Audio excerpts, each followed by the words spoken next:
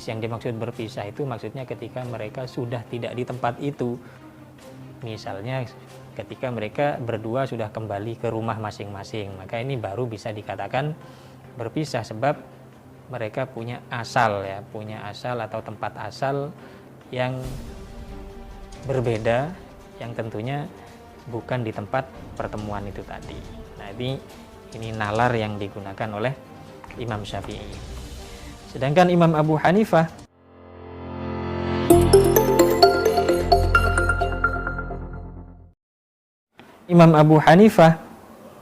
yang mengatakan bahwa yang dimaksud malam yatafarraqo itu berpisah kata-katanya, tidak harus badannya. Beliau berpegang pada nakal.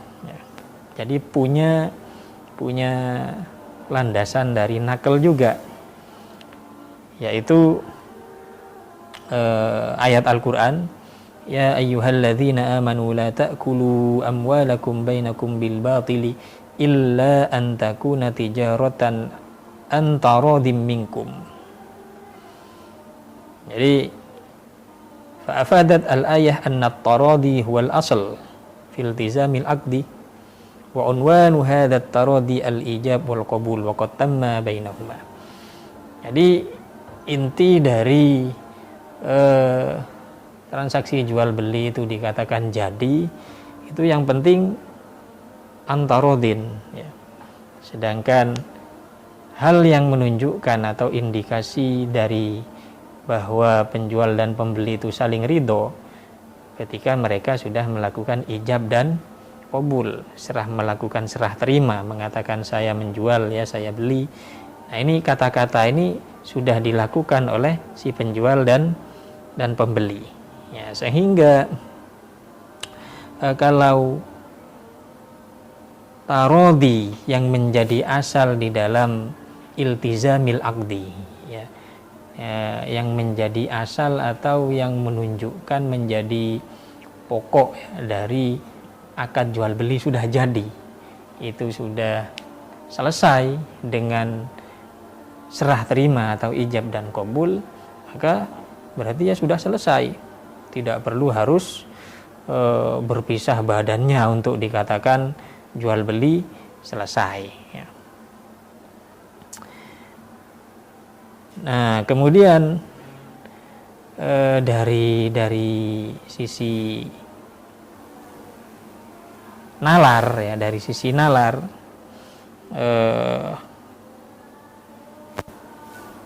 Imam Abu Hanifah mengatakan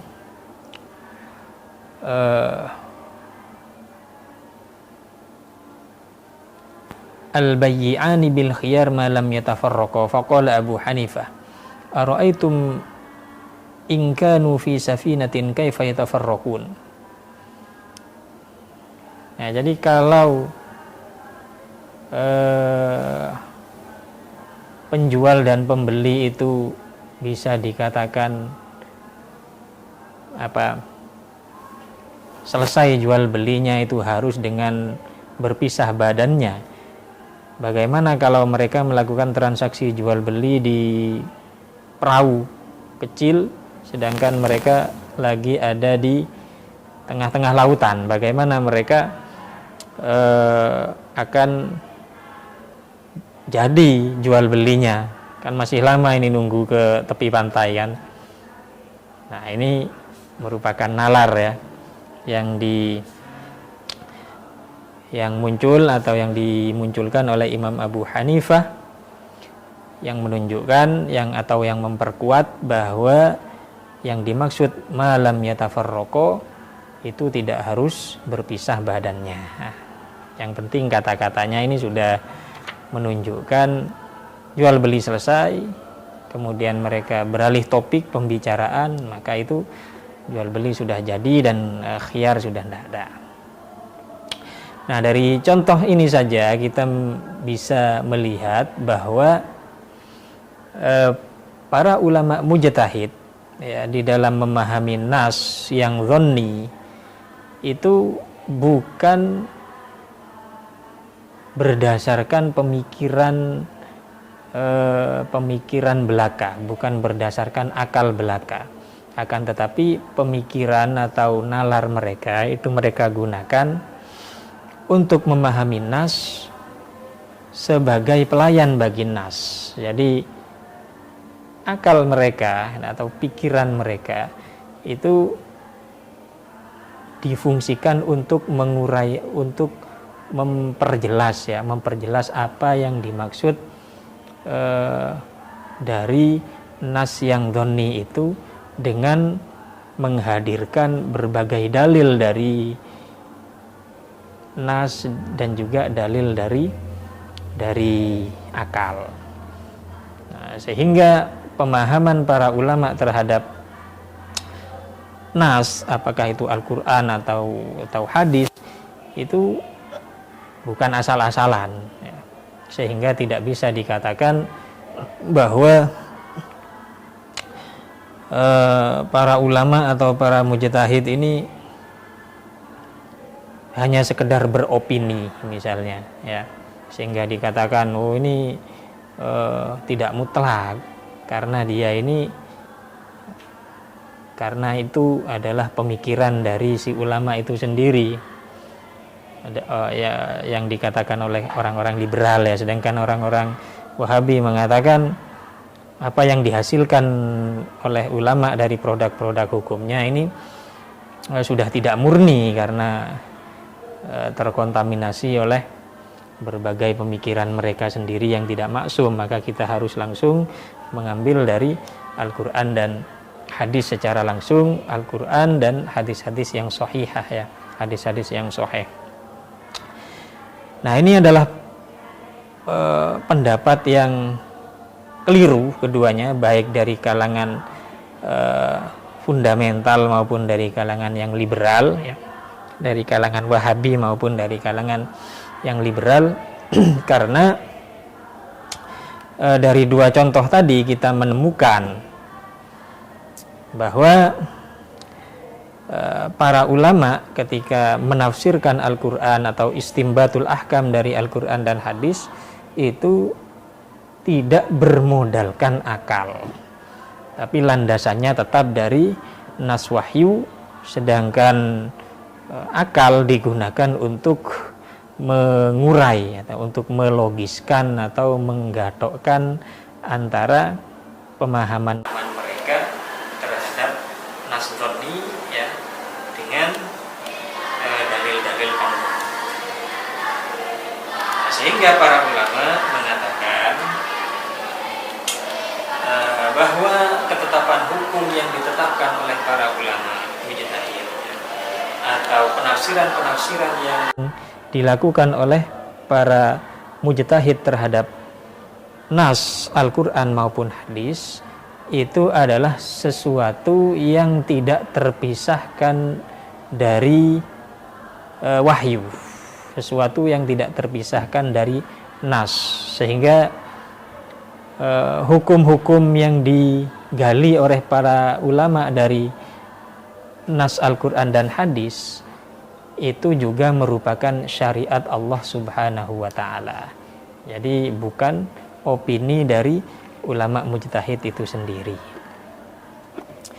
Nah, maka di sini misalnya Al-Imam Asy-Syafi'i radhiyallahu taala anhu, sebagaimana dikutip oleh Al-Imam As-Suyuti di dalam Al-Itqan, beliau mengatakan, jami'u ma taquluhul ummah syarhun lis-sunnah wa jami'us sunnah syarhun lil Qur'an. Jadi segala apa yang dikatakan oleh ulama, ya, yang ditafsirkan oleh para ulama itu merupakan penjelasan bagi sunnah, penjelasan bagi hadis. Sedangkan segala apa yang terkandung di dalam sunnah itu merupakan penjelasan dari Al-Quran. Sehingga antara penafsiran mujtahid, ya, atau hukum-hukum yang dimunculkan oleh para mujtahid ini tidak terpisahkan dengan hadis dan juga tidak terpisahkan dari Al-Quran. Ketiganya merupakan syariat Allah Subhanahu wa Ta'ala, baik Al-Quran, hadis maupun hasil ijtihad para ulama terhadap Al-Quran dan hadis.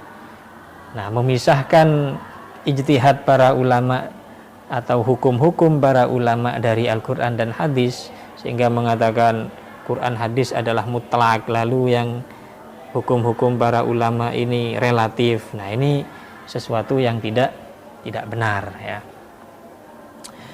Nah, bahkan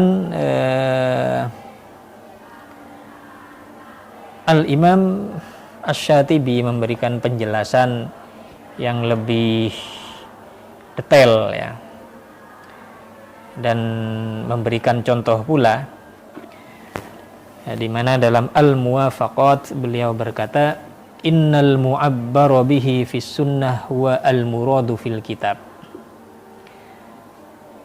faka'anna sunnah bimanzilatit tafsir wasyarhi lima'ani ahkamil kitab.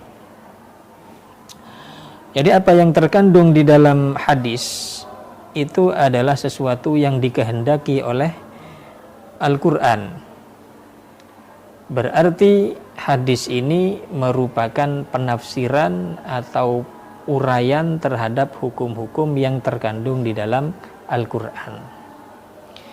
Wa dalla ala dzalika qawluhu litubayyana lin-nasi ma nuzzila ilaihim wa la'allahum yatafakkarun.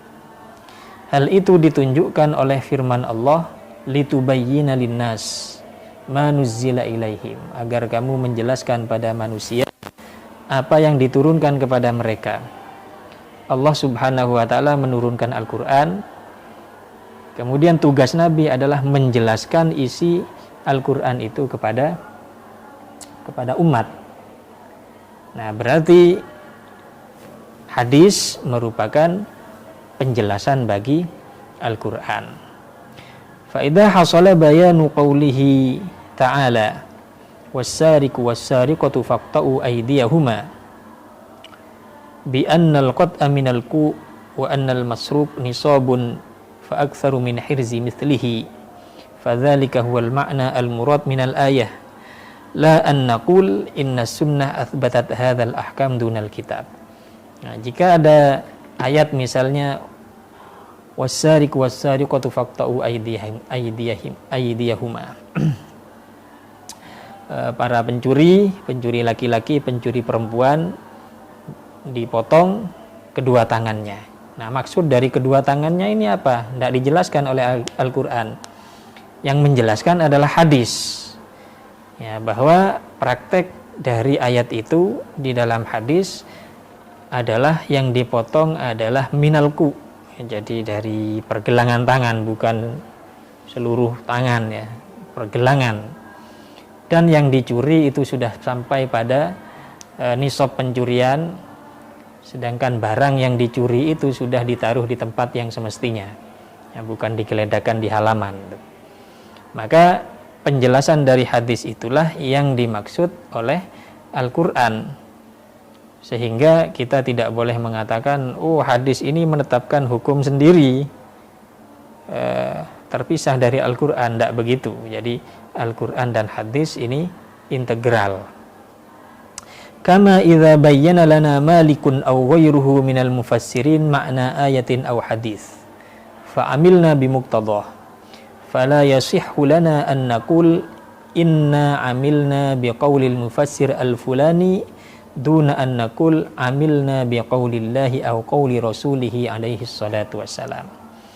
Sama dengan itu, ketika Imam Malik misalnya atau Imam Syafi'i atau siapapun dari kalangan mujtahid yang memberikan penafsiran terhadap Al-Quran atau hadis atau istimbatul ahkam terhadap Al-Quran dan hadis, kemudian kita mengambil pendapat mereka, maka kita tidak boleh mengatakan kita mengamalkan hukum atau penafsiran dari ulama fulan.